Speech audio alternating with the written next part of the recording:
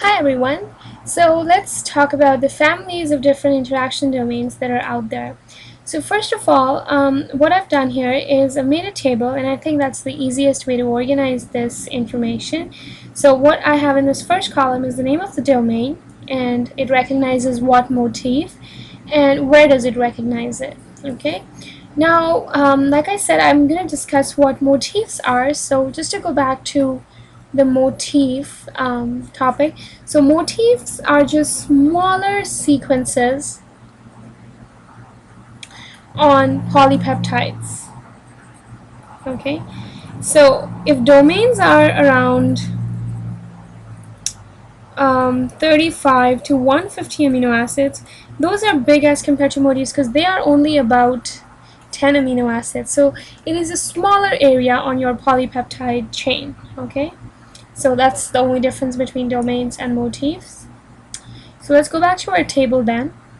The first domain that I'm going to discuss is called the SH2 domain, the SRC homology 2, and it recognizes phosphorylated tyrosine motifs or residues basically.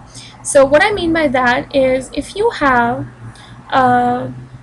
this polypeptide, and then on this polypeptide if you have a tyrosine residue that is phosphorylated, and if a protein with an SH2 domain is roaming around in the cell, it will recognize this residue and probably bind to it or do something with it, but it will recognize it. Okay, so that is what I mean by recognizes what. So it recognizes p-tyrosine, and where?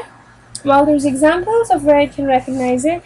So it could be on activated receptors for growth factors, cytokines, and antigens. This information is not so important, but just for sake of completeness. Okay, so that is one example. Let's look at another example.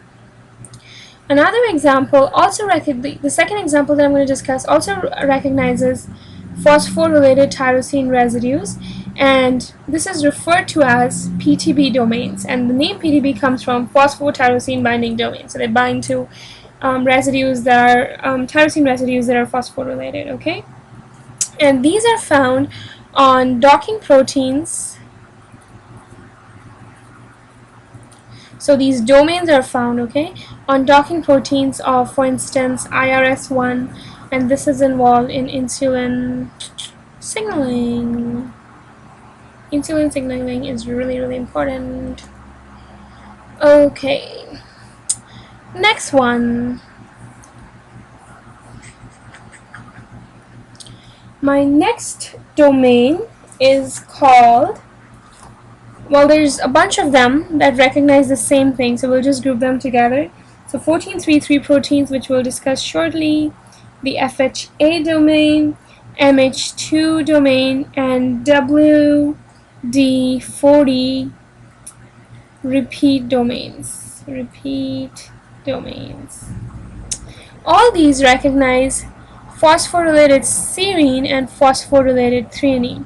So now that it might be a good idea to refresh our memories on the percentages. So phosphoserine was about 86%, phosphothreonine was about 12%, and tyrosine is only about 1.8%. But look at how many different domains are recognized. So that's why I said it was really, really important. Okay.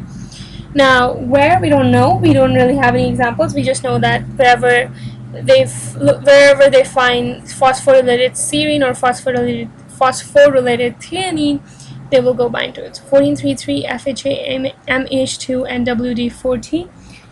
There's two more, but I don't think we'll get to those in this video. Actually, let's give it a shot. So I'm not going to draw the columns or anything. I'm just going to get started. So the next one is referred to as the bromo domain, and this bromo domain recognizes acetylated lysine. Okay. Then there's the chromo domain. The chromo domain recognizes methylated lysine. Okay, and then there are other domains such as SH3, WW, and EVH1 that recognizes proline-rich motifs. And I will make a note of this proline-rich motifs in the next video. Okay, so that pretty much completes our family. See you in the next video.